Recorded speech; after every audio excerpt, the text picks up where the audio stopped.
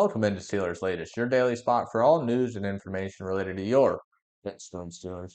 I'm your host, Cole Denis, and please like and subscribe to the channel if you enjoy the content to stay up to date with everything Steelers. But let's get rolling. First off, shout out to the Lions, the Texans, and the Vikings, delivering L's to all the division rivals this weekend, making it a great football weekend.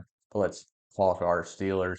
Uh, Reports coming out that Steelers have reached out to the Saints inquiring about Chris Olave and what that might take to make a move off of him. The belief right now is that it would take a second round pick for the Saints to consider parting ways with Olave. I do believe the 24-year-old wide receiver has a lot of untapped potential. New Orleans hasn't been able to bring out of him just because of the lack of talent around him. But even with playing down there, with the lack of talent, 33 receptions, 244 yards, one touchdown. Not great.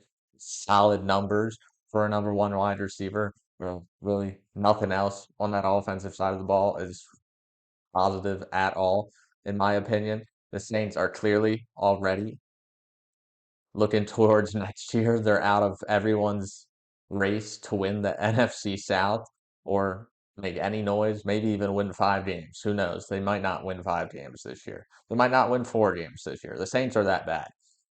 So I feel like they're gonna more be willing to part ways for draft picks. And the Steelers have a lot of draft picks this upcoming season. I do believe it'd be worth going out there and getting someone like Olave just because it would definitely improve our aerial attack. You have him opposite of DK Metcalf. Olave's been a number one wide receiver his whole career. He's proven he can get it done in the number one. Take a little bit of pressure off him, moving him to number two. DK's getting the most attention. Olave would eat. Olave would be dirty with Rodgers throwing him the ball, DK on the other side. He's a proven guy that can get open consistently. Calvin Austin hasn't provided that. He has provided moments and big moments, of course, but Olave is going to be there more consistently throughout games. You're never going to have to worry. If DK Metcalf's shut down, who are we going to go to this week? Because you'll always have that second guy if you go out there and trade for Olave. And we might even be able to toss a player we're going to talk about later on in this episode of Steelers Latest. But let's move on to the media actually changing their mind a little bit on Aaron Rodgers. Shockingly, giving him compliments over this past week, giving the team compliments over the past week. They're changing their tune on us as everyone has gotten hurt for all our opposing division opponents. I mean, the Ravens lost Lamar, the Bengals lost Burrow. Now everyone's throwing praise on the Steelers, and even Chris or Colin Cowherd apologized to Aaron Rodgers on his show this past week. They're finally seeing the vision we saw with Rodgers just not having to be Superman, of course, just being able to control the offense, control the time of possession for the Steelers' favor. Finally, in years, we finally feel like we are moving the ball up and down the field with relative consistency. Now, there have been some three and outs, but it hasn't been as many as the past 4 years. It's been awful for years now. So it's nice to see movement for the offense finally. There's definitely rooms for improvement because it's been a lot of short game the past couple weeks with Rodgers. Is that predictable? Of course. The cornerbacks are going to start to come down. The safeties are going to start to come down. The boxes are going to start to be loaded. We got to show them that we can take the top off. I think it's coming here soon in the next couple weeks. I feel like DK Metcalf down the sideline is going to be a common occurrence early into games the next couple weeks just because we got to show we can protect Rodgers for longer than a second before he gets the ball out of his hands. We want to see him push the ball down the field a little bit before we get too predictable and the boxes get too loaded. Let's talk about this next matchup, though, as it's the Browns, the Toilet Bowl Browns.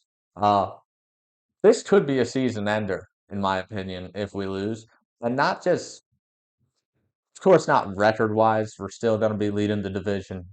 We're still going to probably make the playoffs, hopefully. But if we lose this game, it's a clear like sign early that It's another year we're not going to make any noise in the playoffs. The Browns are a building.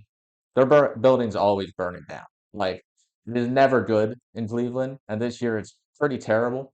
Now they have gone to Dylan Gabriel, and he showed a couple good moments against the Vikings, of course, but Vikings were able to hold them to 21. Vikings blitzed heavy. You know who else blitzes heavy? The Steelers. So I think Gabriel is going to be flustered all game once again. I think we're going to really throw him off here in his second career start.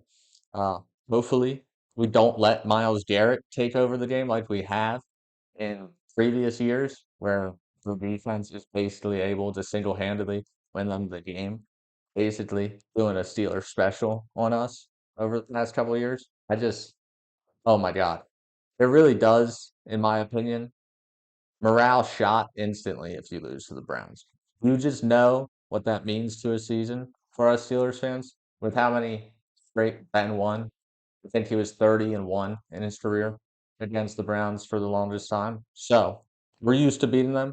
Anytime it lost, it stings to the heart. And anytime we lose to them, it feels like the season is not going to go how we really want it to. So we got to get it done this Sunday against the Browns. We're going to go talk more throughout the week about this game, key matchups, predictions, what the game plan should really be going into this one. But just to start, we can't lose because it will throw our season into a spiral. I just know it.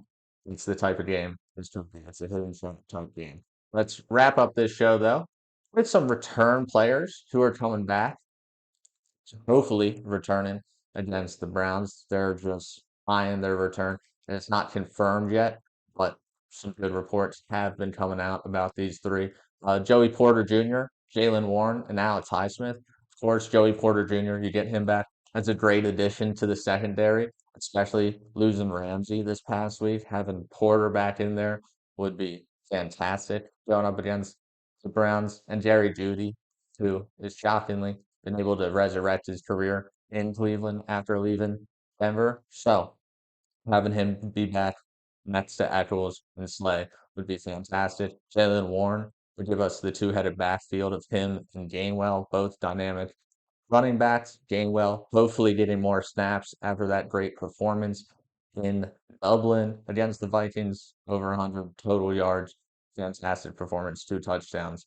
He was great. He needs more touches. Now, Alex Highsmith, of course, we're excited he's healthy again, but I do believe it's time to start weaning his role on the team out of here and let Herbig shine in the role next to TJ Watt because Herbig's just been a stud. He's been a stud every time he fills in for Alex Highsmith. I think you could use Highsmith, as we talked about earlier, trading for Olave. I think you could use Highsmith in that deal. Highsmith just feels like he's become too injury prone. And when Herbig's on the field, it feels like he performs better than Highsmith. So I think it's time to consider moving away from him. That has been it from Steelers Latest. I've been your host, Cole Denis, and I will see you tomorrow.